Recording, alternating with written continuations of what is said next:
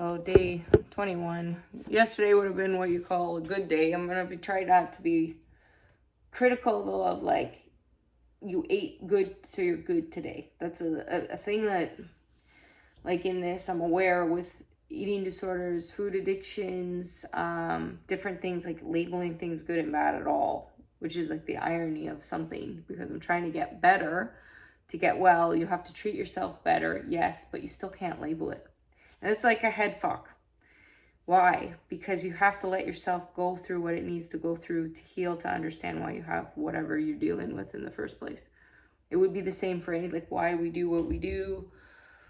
Because that dialogue, that internal dialogue, will always kill you. So if you're like, oh, I had something, now I'm bad. I had a piece of chocolate, now I'm bad. Now, like, that mentality is what, like, why I had an eating disorder in the first place or before, but that's like the psychology of anything, and then that's the psychology of self-sabotage. So yesterday was what you call a good day, as far as you ate good.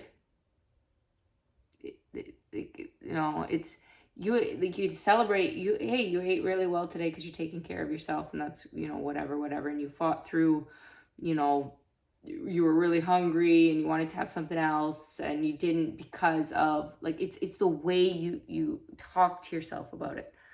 That's the difference here in what it is, not, and then not attaching it to the weight, like, and even though I'm checking my weight every day and there's an obsession in the chain, like, it's the psychology and the healing so that I can actually have a life, and recognizing that, okay, I don't feel well, right? So obviously, and I'm learning, like, you have to learn the deficiencies that you've had in your body. So obviously, with what's happened to me in the last number of years, and the way there's the clinical depression, there's the severe stress, there's the physical things, there's the mental things that weighs you down. Like, depression is anger turned inward, and it's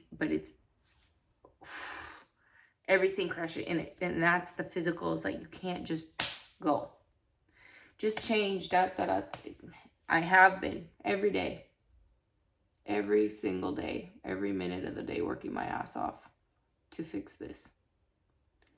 Any person who hasn't experienced a clinical depression and thinks they can just snap out of it, I would say, hasn't suffered enough in their life. And it's a very ignorant comment. And I can even say at this point, any person who doesn't understand depression, I'm angry. Depression's anger turned inward, but I've been working really hard to prove what depression really is, especially to the doctors who mistreated me.